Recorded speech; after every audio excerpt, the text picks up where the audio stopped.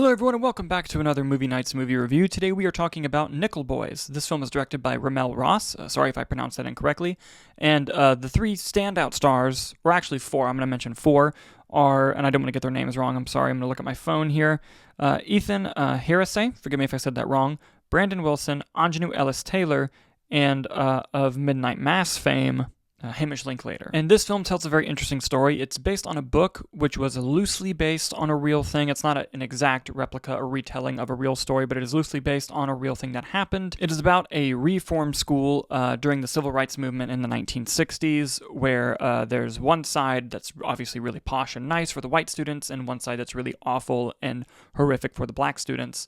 And it's about these two main characters who are experiencing just kind of going through this reform school and trying to survive. There's literal life and death scenarios, and while also just trying to kind of discover themselves as people.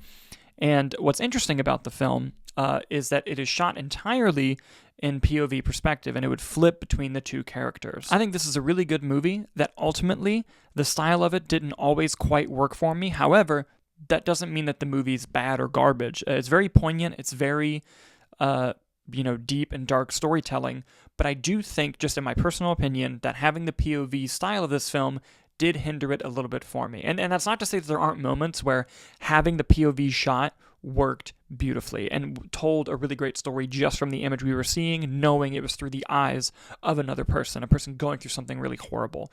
But I think there are moments in the story, moments throughout the movie, where it being in POV hindered emotionally how you could do that sequence. Now, something good that it does is it has really long one-shot takes that allow actors to really chew up the scenery, and the performances in this movie are fantastic. Hamish Linklater is an awful piece of shit he plays excellently, and Aunjanue Ellis-Taylor plays a parental figure to one of the main characters who gives such a powerhouse performance. She's never bad. I've never seen her give a bad performance, but she is a powerhouse, and she doesn't have that much screen time, so being able to be that presence with that low amount of screen time is amazing. The cinematography, also, it looks really great. The sets and costumes are also well done, and the screenplay, to me, is probably the best part of the film. I think the screenplay feels very real, so real that, I'm sure that shooting it in POV likely came from a point of, well, this script feels very real, so let's shoot it very real.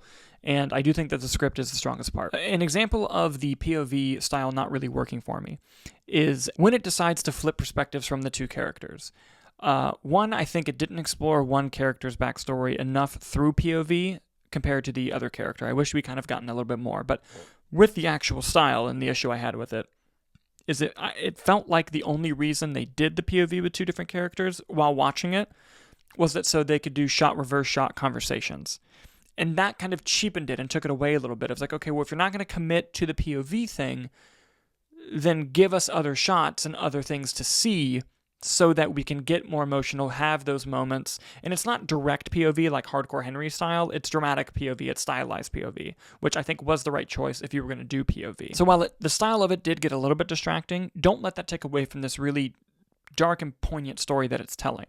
Now, I do wish that, and this is an odd thing to say, but when you watch the movie, you'll understand. I do wish that we got to see a little bit more of the horrific stuff that was happening, because a lot of it is very implied and it's very behind closed doors, and emotionally, you feel what's happening and you feel the fear in these characters. But a lot of what's said is a lot of what happens is just kind of said or seen in a newspaper, and it takes away from being in... There are 2 or 3 moments that are genuinely horrifying in the film, especially towards the end, but I wish there was a bit more to really get you in this visceral mindset. Like, if you're going to use POV, have them see something fucking horrific.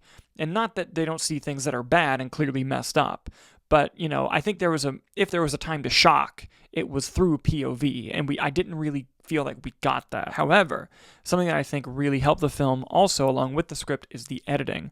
It's edited exceptionally well, and I think that the way that it tells the story through the editing, especially through future flashes, really worked with the story. And I think if it was edited differently, I would have liked the film even less. So great job on the editing there. But overall, it's a movie that I think is very well made stylistically.